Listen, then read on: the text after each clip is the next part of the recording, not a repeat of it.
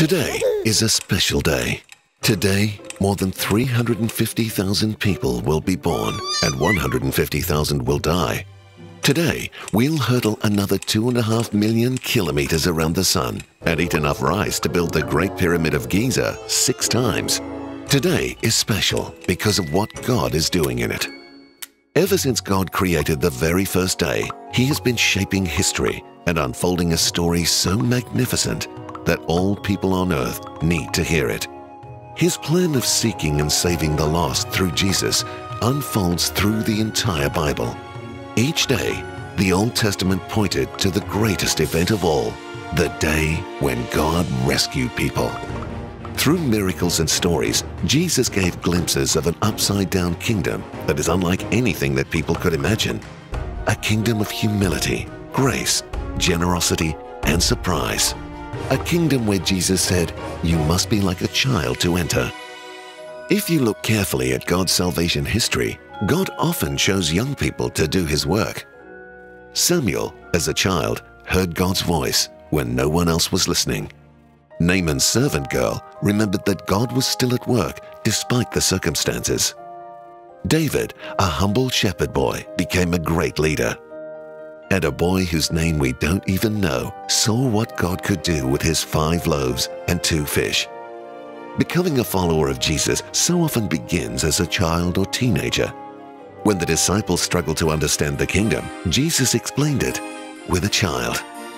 Today, 50% of all humans are young. Today is an extraordinary day. But for many, today is also a sad day.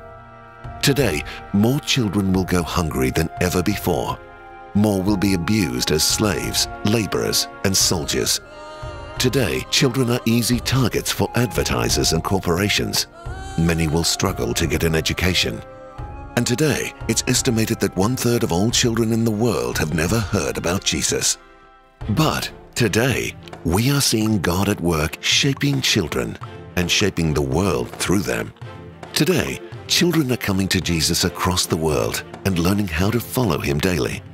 In many places, children are arriving at church of their own accord, being prompted by God. 20 children in one country have Bibles because their 10-year-old friend believed it was the best gift he could give them. A former child soldier leads a new life because he met a pastor with a football. He now leads a church.